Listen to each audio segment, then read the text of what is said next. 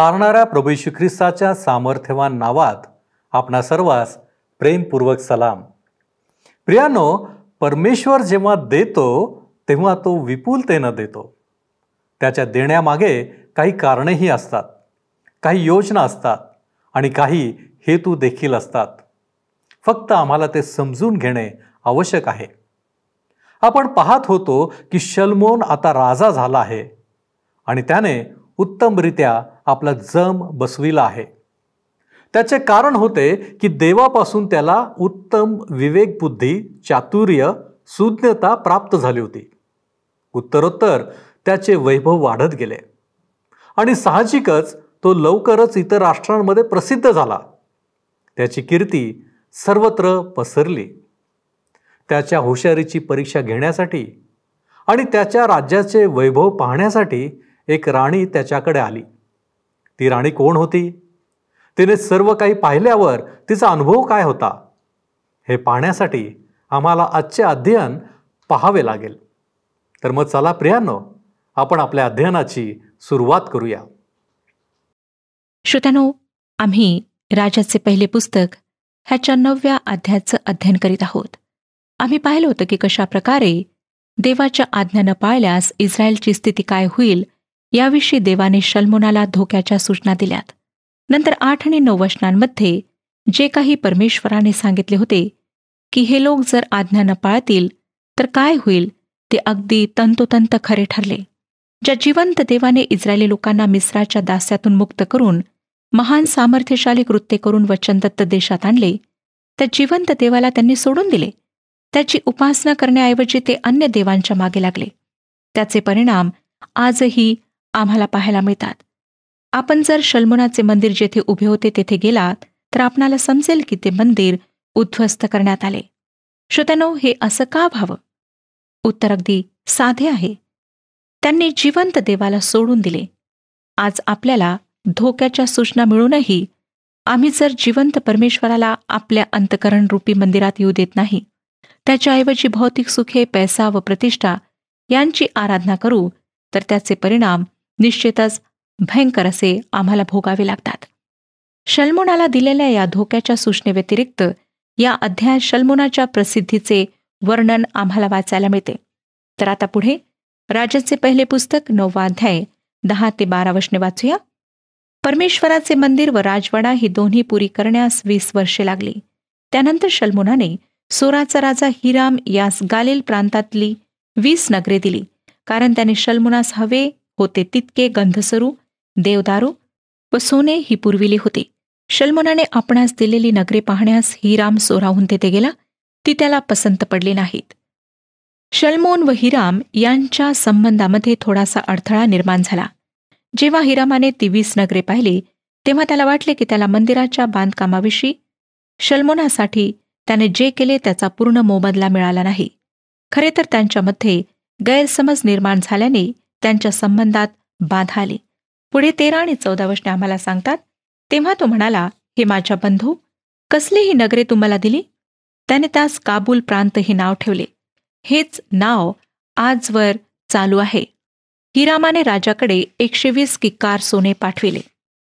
श्रोत्यानो, ह्या वचनातील शेवटचे वाक्य हिरामाने पाठवले होते असे वाचायला हवे, कारण त्याने मंदिरासाठी जे सोने दिले त्या सोन्याच्या मोबदल्यात शलमोनाने ती 20 नगरे त्याला दिली आणि हिरामाने जे लाकूड, दगड आणि मजुरी पुरविली होती त्याचा मोबदला त्याला धान्य, द्राक्षरस व तेल यांच्या रूपात देण्यात आला. नंतर 15, 17 आणि 19 वचने आपण वाचूया. 15, 17 ते 19. शलमोन राजाने लोक वेठीस धरून परमेश्वराचे मंदिर, आपला राजवाडा, मिल्लो, यरुशलेमेचा तट, हासोर, मग्गिदो व गेजेर ही उभारिली. त्यांचा वृत्तांत असा. शलमोनाने गेजेराखालचे बेत होरोन, बालात व रानातले तदमोर ही बांधिली. ह्याखेरीज आणखी भांडारासाठी रथ व स्वार यांच्यासाठी नगरे बांधिली आणि तसेच यरुशलेमेत लबानोनावर व आपल्या सर्व राज्यात आपल्या मनास आले तेही सर्व त्याने बांधिले. या वचनांमध्ये आपण शलमोनाच्या राज्याचा विस्तार पाहतो, तसेच त्याचे बांधकामाचे प्रचंड प्रकल्पही पाहतो. 26 ते 28 वचने पुढे सांगतात, मग शलमोन राजाने अदोम देशात तांबड्या समुद्राच्या तीरी एलोथा जवळील एस योन गेबेर येथे गलबतांचा तांडा केला. हिरामाने आपल्या ताब्यातील दर्यावरती लोक शल्मोनाच्या कामदारांबरोबर काम करण्यास त्या गलबतांवर पाठविले. त्यांनी ओफिरात जाऊन तेथून 420 किक्कार सोने शल्मोन राजाकडे आणले. या वचनांवरून आमच्या लक्षात येतं की शल्मोनाने त्या काळातल्या सोन्याच्या बाजारामध्ये वर्चस्व मिळवले होते. त्याचे आरमारही मोठे होते. एसयोन गेबेर हे शहर तांबड्या समुद्राच्या उत्तरेकडे वसलेले होते. ते शल्मोनाचे बंदर होते. असे म्हणतात की अरेबियाच्या नैऋत्येकडे असलेल्या ओफिरपर्यंत शल्मोनाच्या गलबतांचे दळणवळण होते. पुढे आता आपण शल्मोनाला शबाच्या राणीने जी भेट दिली तिचा वृत्तांत वाचतो. त्यावरून असं दिसतं श्रोत्यानो की या भेटीद्वारे शल्मोन त्या काळातल्या संपूर्ण जगासमोर परमेश्वराची साक्ष देण्यात यशस्वी झाला. शल्मोनाची कीर्ती वाढली आणि स्पष्टच आहे की कित्येक लोक यरुश्लेमेला खऱ्या व जिवंत देवाच्या उपासनेसाठी येऊ लागले. वर्तमान काळाच्या देवाच्या योजनेप्रमाणे असलेल्या युगामध्ये मंडळीने जगापर्यंत देवाची साक्ष पोहोचवणे अपेक्षित आहे. परंतु इस्रायल देशाची संपूर्ण जगात जाऊन देवाची साक्ष देण्यासाठी नेमणूक केलेली नव्हती. आपण पाहतो की जेव्हा इस्रायल देशाने परमेश्वराशी सत्य वर्तन केले, देवाशी हा देश निष्ठावान राहिला, तेव्हा संपूर्ण जगासमोर तो एक जिवंत साक्ष बनला आणि यरुश्लेमेत लोक परमेश्वराची उपासना करावयास आले. आजच्या युगात प्रभू येशूची साक्ष आम्ही देऊ शकतो काय? परमेश्वर आमच्या सह आहे याचे पुरावे लोकांना आमच्या वर्तनातून, आमच्या पवित्र जीवनातून दिसतात का? याचा आम्ही विचार करायला हवा. आणि तसे नसल्यास देवाच्या वचनात स्वतःला दृढ करायला हवे. आपले जीवन ख्रिस्त केंद्रित असायला हवे. आपल्या वर्तनातून परमेश्वराच्या प्रीतीचा प्रकाश इतरांना दिसायला हवा. तर श्रोत्यांनो, आमच्यामध्ये ख्रिस्त प्रगट होईल. जसे शल्मोनाच्या ज्ञानातून, वैभवातून परमेश्वराची कृपा जगासमोर प्रगट झाली. 10वा अध्याय ह्यामध्ये आम्ही पाहतो की त्या काळात शल्मोन अत्यंत प्रभावी होता. त्याच्या प्रभावाचे मोठे उदाहरण या अध्यायात आम्हाला सापडते. देवाचा प्रतिनिधी म्हणून संपूर्ण जगातल्या राष्ट्रांवर असलेला शल्मोनाचा प्रभाव आपल्याला शबाच्या राणीच्या या भेटीतून दिसून येतो. पहिलं वचन सांगतं, परमेश्वराच्या नामासंबंधाने शल्मोनाची कीर्ती झाली ती ऐकून शबाची राणी कूट प्रश्नांनी त्याची परीक्षा पाहाव्यास आली. शबाची राणी शल्मोनाकडे त्याची कीर्ती ऐकून त्याला भेटायला आली. तिने ज्या ठिकाणी माणूस देवापर्यंत पोहोचू शकतो त्या मंदिराविषयी ऐकले होते व त्याविषयी तिला माहिती करून घ्यायची होती. तिने शल्मोनाच्या ज्ञानाविषयी ऐकले होते आणि म्हणून शल्मोनाला कठीण प्रश्न विचारून त्याची प्रतीती पाहायला ती त्याच्याकडे आली. 2-5 वचने पुढे सांगतात, ती आपल्याबरोबर मोठा लवाजमा घेऊन आणि विपुल सोने, मोलवान रत्ने व मसाले उंटावर लादून यरुश्लेमेस आली. शल्मोनाकडे आल्यावर आपल्या मनात जे काही होते ते सर्व ती त्याच पुढे बोलली. शल्मोनाने तिच्या सर्व प्रश्नांची उत्तरे दिली. त्याने तिला उलगडा करून सांगितले नाही अशी एकही गोष्ट नव्हती. शल्मोनाचे सगळे शहाणपण, त्याने बांधिलेले मंदिर, त्याच्या मेजवानीतील पक्वान्ने, त्याच्या कामदारांची आसने, त्याच्या मानकऱ्यांची खिदमत व त्यांचे पोशाख, त्याचे प्याले बरदार व परमेश्वराच्या मंदिरात चढून जावयाचा त्याचा तो जिना, ही सगळी पाहून शबाची राणी गांगरून गेली. श्रोत्यानो, सर्व काही तिने पाहिले तेव्हा खरोखर तिला नवल वाटले. इब्रिलोकासपत्र 9वा अध्याय आणि 22वे वचन आम्हाला सांगतं, आणि नियमशास्त्राप्रमाणे बहुतेक सर्व वस्तू रक्ताने शुद्ध होतात आणि रक्त पाडल्या वाचून पाप क्षमा होत नाही. यशायाच्या पुस्तकात 53 अध्यायात आपण पाहतो की येशूवर सर्व मानवजातीचे पाप लादण्यात आले. तो निरपराध असताना त्याला अपराधांमध्ये गणण्यात आले. आम्हाला पापक्षमेची शांती मिळावी म्हणून आमच्या पापांची शिक्षा त्याला भोगावी लागली. आमच्या पापांची देवाजवळ खंडणी भरून देण्यासाठी त्याला वधस्तंभावर खेळण्यात आले व त्याच्या त्या आम्हासाठी रक्त सांडण्याने आम्हाला पापांपासून मुक्ती मिळाली. श्रोत्यानो, शल्मोन हुमारपणाद्वारे परमेश्वरापर्यंत पोहोचतो हे तिने प्रत्यक्ष पाहिले आणि हे जे हुमारपण होते ते येशू ख्रिस्ताकडे निर्देश करते. इब्रिलोकासपत्र 9वा अध्याय आणि 28व्या वचनाचा पहिला भाग आम्हाला सांगतो, ज्या अर्थी ख्रिस्त पुष्कळांची पापे स्वतःवर घेण्यासाठी एकदाच अर्पिला गेला आणि जे त्याची वाट पाहतात त्यांना पाप संबंधात नव्हे तर तारणासाठी तो दुसऱ्यांदा दिसेल. त्याच्या रक्ताने पापापासून शुद्ध केलेले ख्रिस्ती जीवन त्याची साक्ष आहे. जर आम्ही स्वतःच्या प्रयत्नाने पवित्र शास्त्राचे अनुकरण करण्याचा प्रयत्न करू तर आमच्याने ते शक्य नाही. कारण श्रोत्यानो, आपण आपल्या मूळ पापी स्वभावाचे अजूनही दास आहोत. यशाया संदेष्टा म्हणतो त्याप्रमाणे आमची सत्कृत्ये देवासमोर घाणेरड्या चिंधीप्रमाणे आहेत. होय श्रोतानो, जोपर्यंत आम्ही येशूच्या रक्तावर म्हणजे त्याने आम्हासाठी रक्त सांडवले असा विश्वास बाळगून पश्चातापी अंतकरणाने त्याच्याजवळ येत नाही, त्याचा अंतकरणात आपला प्रभू म्हणून स्वीकार करीत नाही, तोपर्यंत आमच्यातला पापी स्वभाव नाहीसा होऊ शकत नाही. तोपर्यंत आम्ही ख्रिस्तामध्ये नवी उत्पत्ती होऊ शकत नाही. जेव्हा अशा प्रकारे आम्ही नवीन जन्माचा अनुभव घेऊ, तेव्हाच आमच्यातला जुना माणूस हळूहळू अदृश्य होऊन आम्ही ख्रिस्ताचे खरे साक्षीदार बनू शकतो.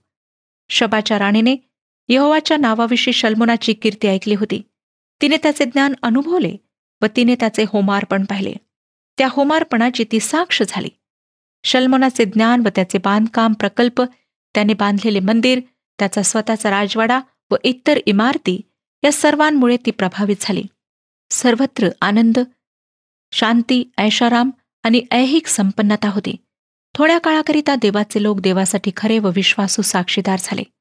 म्हणून जे काही तिने पाहिले व ऐकले त्याविषयी शबाच्या राणीने खालील वचनांमध्ये प्रतिसाद दिला. 6 आणि 7 वचने पुढे सांगतात. 10वा अध्याय 6 आणि 7 वचन. ती राजास म्हणाली, आपली करणी व ज्ञान याविषयीची जी कीर्ती मी आपल्या देशी ऐकली ती खरी आहे. तथापि मी येऊन प्रत्यक्ष डोळ्यांनी पाहिल्याशिवाय या गोष्टीचा मला विश्वास येईना. आता पाहते, तो माझ्या कानी आले ते अर्धेही नव्हते. आपले शहाणपण व समृद्धी ह्यांची कीर्ती झाली आहे, तीहून ती अधिक आहेत. ही वचने तिला जे सांगण्यात आले होते त्याच्या अर्ध्यावरही तिने विश्वास ठेवला नाही. परंतु जेव्हा ती आली तेव्हा तिला समजले की जे सांगण्यात आले ते प्रत्यक्ष स्थितीच्या निम्मे देखील नाही. आणि मला नाही वाटत श्रोत्यानो की आज आपल्या प्रभूविषयी अगदी निम्म्या तरी गोष्टी सांगितल्या जातात.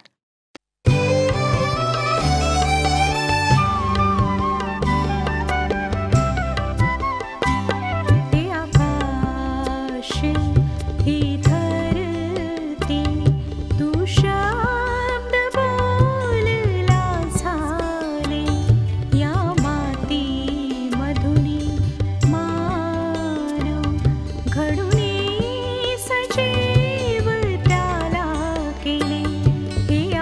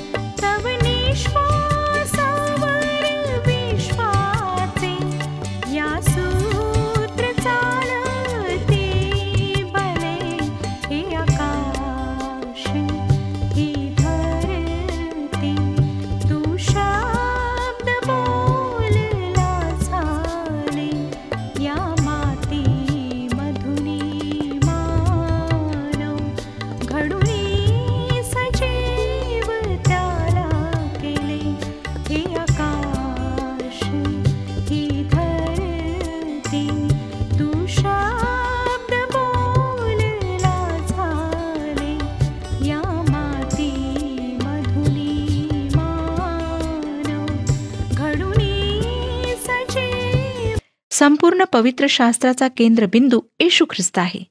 त्याच्याविषयी जितके सांगता येईल तितके कमी आहे, पण आवश्यक तेही सांगण्यात येत नाही.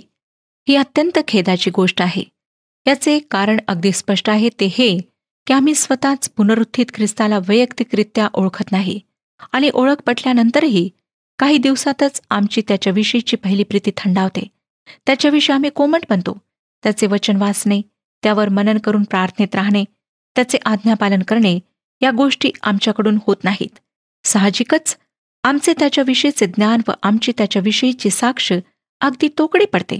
म्हणूनच आम्ही आमच्या तारणाऱ्या उद्धारक प्रभू येशूविषयी कोणालाही नीट माहिती देऊ शकत नाही. श्रोत्यानो, आम्हाला ह्या बाबतीत आज स्वतःच्या जीवनाचे परीक्षण करायचे आहे. पुढे 8 आणि 9 वचने सांगतात, आपले लोक धन्य होत, हे आपले सेवक ज्यांना आपणासमोर सतत उभे राहून आपल्या शहाणपणाचा लाभ होत असतो, ते धन्य होत. ज्याने आपणावर प्रसन्न होऊन आपणाला इस्रायलाच्या गादीवर स्थापिले आहे, तो आपला देव परमेश्वर धन्य होय. परमेश्वर इस्रायलांवर सदा प्रेम करीतो, म्हणून न्यायाचे व धर्माचे पालन करण्यासाठी त्याने आपणाला राजा केले आहे. श्रोत्यानो, ही शबाच्या राणीची साक्ष आहे. मला वाटतं की तिने जिवंत व खऱ्या देवाला ओळखले होते. 10 वचन पहा, तिने राजास 120 किक्कार सोने, विपुल सुगंधी द्रव्ये व बहुमल रत्ने नजर केली. शबाच्या राणीने शल्मोन राजास एवढी सुगंधी द्रव्ये नजर केली की तेवढी पुन्हा कधी कोठून आली नाहीत. तिने आपल्यासह खूप संपत्ती आणली होती. ती तिने शल्मोनाला भेट म्हणून दिली.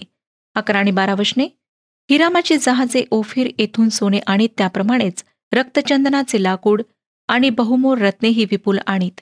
राजाने रक्तचंदनाच्या लाकडाचे परमेश्वराच्या मंदिराला व राजवाड्याला कठडे केले. त्याप्रमाणेच गाणाऱ्यांसाठी त्याच्या वीणा व सारंग्या बनविल्या. असले रक्तचंदनाचे लाकूड आजवर आले नाही की दृष्टीस पडले नाही. हिराम हा सोराचा व फिनिशियन लोकांचा राजा होता. आपण या ठिकाणी पाहतो की शल्मोनाने त्याचे बांधकाम प्रकल्प चालू ठेवले. त्याने देवाच्या घरासाठी, राजाच्या घरासाठी स्तंभ बनवले व गायकांसाठी वीणा व सतारी बनवल्या. 13 वचन, शल्मोनाने राजास अनुरूप अशा औदार्याने जे तिला दिले, त्याशिवाय आणखी तिने जे जे मागितले ते सगळे देऊन तिची इच्छा पुरविली. मग ती आपल्या परिवारासह स्वदेशी परत गेली. आपल्या लक्षात आलेच असेल श्रोत्यानो की खऱ्या देवाची ज्यांना ओळख पटली अशा अनेक लोकांपैकी शबाच्या राणीचे एक उदाहरण आहे. तसेच प्रेषितांची कृत्ये या नव्या करारातील पुस्तकात आपण पाहतो की कुशी षंड, तार्शिसचा शॉल आणि कर्नेल्य यांच्याच परिवर्तनाबद्दल नोंद करण्यात आली आहे. परंतु आम्हाला माहीत आहे की अक्षरशः हजारो लोकांना त्या काळात प्रभू येशू ख्रिस्ताची ओळख पटली आणि येरुशलेमच्या मंदिराद्वारे आणि शल्मोनाच्या काळातल्या लोकांच्या साक्षीद्वारे हजारो लोकांना खऱ्या देवाची ओळख पटली. 14 ते 16 वचने पुढे सांगतात, प्रतिवर्षी शल्मोनाकडे सोने येई, ते 666 किक्कार भरे. याखेरीज आणखी सौदागर, देवघेव करणारे व्यापारी, निरनिराळ्या लोकांचे राजे व देशांचे सुभेदार यांच्याकडून सोने येई, ते निराळेच. शल्मोन राजाने सोन्याचे पत्रे ठोकून 200 मोठ्या ढाली बनविल्या. एकेका ढालीस 600 शेकेल सोने लागले. श्रोत्यानो, हे सर्व काही माझ्या आकलन शक्तीपलीकडे असल्यासारखे वाटते. हा काळ त्याच्या कारकिर्दीचा कळस होता. खरे तर दाविदाने त्याच्या राज्याला या स्थितीप्रत आणले, परंतु राज्यातील शांतता, वैपुल्य आणि भरभराट शल्मोन राजा उपभोगत होता. या सर्व गोष्टी दाविदानंतर राजा झाल्याने तो उपभोगत होता, हे लक्षात घ्या. 22 वचन वाचूया. समुद्रावर हिरामाच्या जहाजांबरोबर राजाच्याही तार्शीश जहाजांचा एक तांडा असे आणि 3 वर्षांनी ही तार्शीश जहाजे सोने, चांदी, हस्तिदंत, वानर व मोर आणीत असत. श्रोत्यानो, त्याच्या काळात शल्मोनाच्या प्राणी संग्रहालयात मनोरंजनासाठी माकड व सौंदर्यासाठी मोर होते आणि उत्कृष्ट सजावटीसाठी त्याच्याकडे सोने, चांदी व हस्तिदंत होते. शल्मोन राजाच्या आध्यात्मिक स्थितीविषयी एक दुःखद व छिछोर छटा या ठिकाणी दिसून येते. देवाची साक्ष देण्यासाठी शल्मोनाला पाचारण करण्यात आले होते, पण त्याऐवजी तो काय करीत होता तर स्वतःची लहर पूर्ण करण्यासाठी स्वतःची शक्ती आणि वेळ माकड व मोर यांच्यासह घालवित होता. संपूर्ण जग त्याच्या दाराशी येत होते, पण त्यांना आपल्या देवाची साक्ष देण्याऐवजी तो ऐशा आरामात आपल्या लहरी पूर्ण करण्यात वेळ घालवत होता. 23 आणि 24 वचने पुढे सांगतात, शल्मोन राजा धन व शहाणपण या बाबतीत पृथ्वीवरल्या सर्व राजाहून श्रेष्ठ होता. देवाने शल्मोनाच्या ठायी शहाणपण ठेविले होते, ते ऐकण्यास अखिल पृथ्वीवरले लोक त्याच्या दर्शनास येत. याच काळात त्याची कारकीर्द कळसास पोहोचली होती आणि याच काळात विश्वासू साक्षही देण्यात येऊ शकत होती. ते आपण शबाच्या राणीच्या जीवनात पाहिले आणि आताच आपल्याला सांगण्यात आले की अनेक लोक यरुशलेमला येत होते. शल्मोनाद्वारे जगाला एक खरी साक्ष ठेवण्यात आली होती.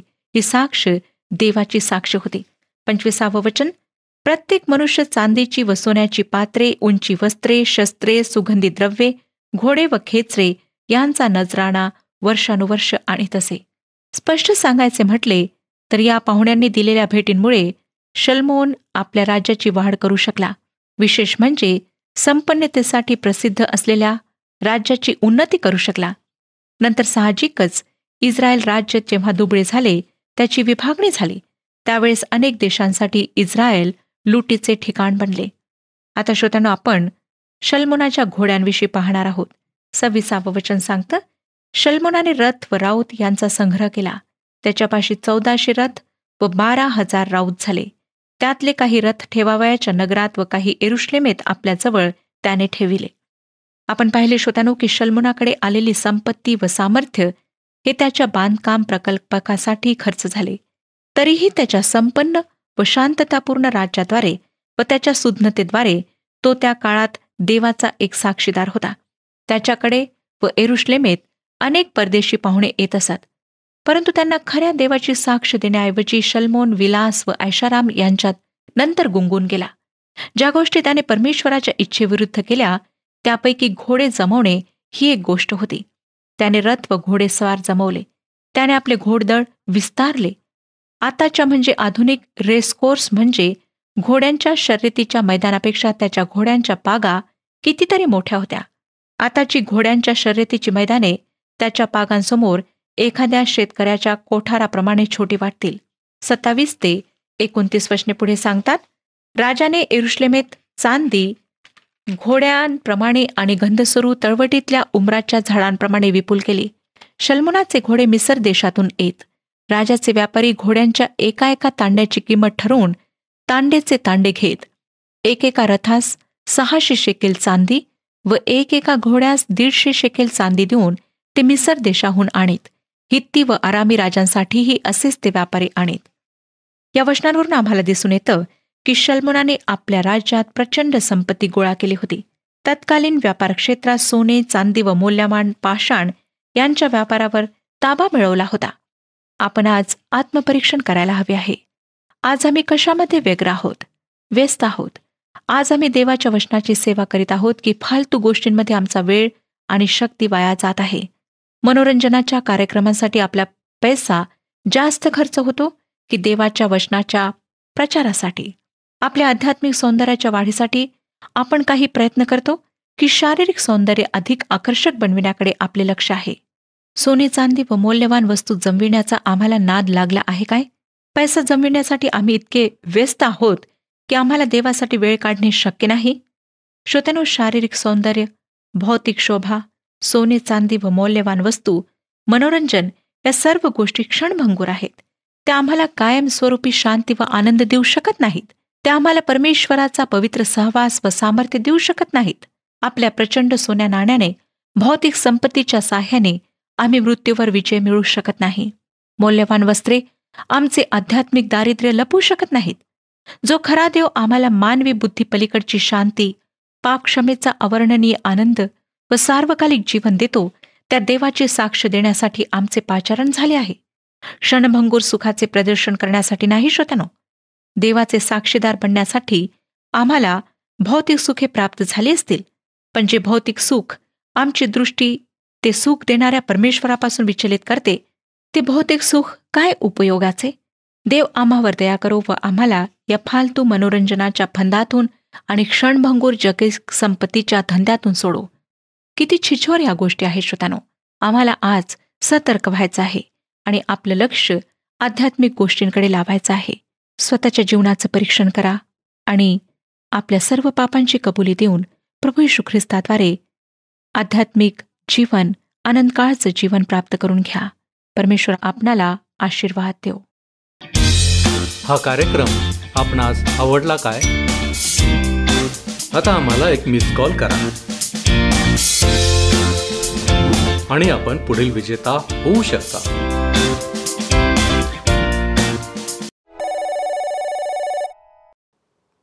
प्रियानो, आपण पाहिले की शलमोन राजाचा प्रभाव सर्वांवर होता. शबाची राणी हिने स्वतः अनुभव घेतला आणि साक्ष दिली. हे खरे आहे प्रियानो की देव जेव्हा देतो तेव्हा ते विपुलतेने देतो. आम्हाला त्याची फक्त काळजी घ्यावी लागते आणि त्यामध्ये आणखी भर टाकावे लागते. आजच्या अध्ययनानुसार आपण विचार करू की काय देवाने मला काही दिले आहे, त्याची जाणीव मला आहे काय? जे देवाने मला दिले आहे त्याबद्दल इतरांची साक्ष काय आहे? आज आमचा प्रभाव इतरांवर काय आहे? आणि शेवटचा प्रश्न, काय मी देवाच्या कामात व्यग्र आहे की माझ्या स्वतःच्या कामात? आपण आत्मपरीक्षण करूया. आपण प्रार्थना करू. प्रभूजी, जे काही तू आम्हाला देतोस, तुझी अपेक्षा हीच असते की ते आम्ही तुझ्या गौरवासाठी त्याचा उपयोग करावा. होय प्रभूजी, आमच्या जीवनामध्ये आत्तापर्यंत तू आम्हाला विपुलतेने दिलेलं आहेस. ज्याचा आम्ही विचार करतो त्या सगळ्या गोष्टी आमच्या जीवनामध्ये आहेत.